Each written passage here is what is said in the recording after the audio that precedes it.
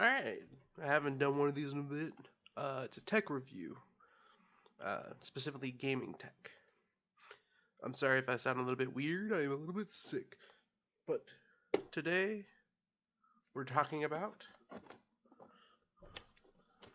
the Retron 2.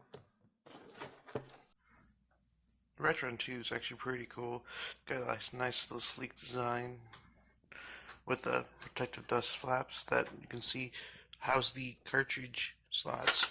Now, this is an interesting system because, like, unlike a lot of systems where you can only have one cartridge in and then the other one can't be used, so it uses whatever cartridge is in there, this one actually has a switch between the two, so Nintendo and Super Nintendo, with the pause and start. Not pause and start, sorry. Power and start.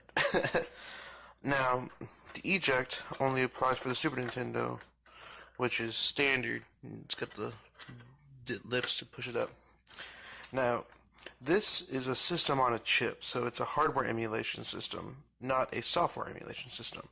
So it plays the games directly through the actual cartridges.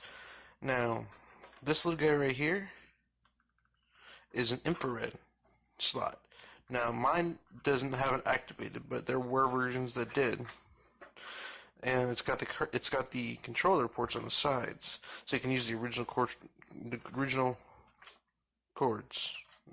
So let's go hook this bad boy back up. Alright, so it's got some basic hookups. It's got the standard RCA and an S-Video, actually, which I don't really use, so I don't worry about that one so much. And a standard power adapter. And it all plugs in the back fairly easily. Oh, there went my Star Wars. But after just a quick bit of plugging, you'll actually be able to do this. Is really hard to do one-handed, by the way. So, yeah, simple as that. Okay, now it's all hooked up. We can actually go ahead and put some games in. I'm going to put Star Wars that fell down in there. And let's see. Why don't I put something different in there? Teenage Mutant Ninja Turtles. Okay. And then you just power on. In all, it's actually a pretty useful little device. It plays most games I've thrown at it, with a little bit issue with some of the more obscure titles that are not officially licensed, like the Stunt Kids in my collection, as well as a couple of homebrew games that I've managed to get a hold of. But it works for everything else with little to no issue.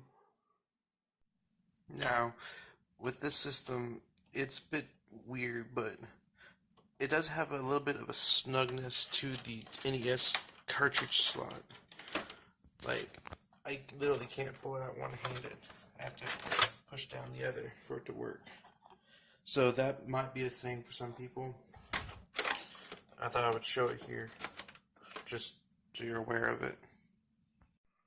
I use this device for pretty much all my NES and SNES streams. I picked it up not because I needed an SNES or an NES necessarily, but my NES was a coaxial output only. It's an older model, so I couldn't actually connect it to my device to actually stream it or record it. So I picked this up more for reviews and things, and I found myself using it constantly instead. Now, the footage you're seeing here is actually recorded through my streaming hardware that is not the best quality, but you can see that the game does function properly. It looks alright. I had to mute the sound because I did talk over this portion in the original video.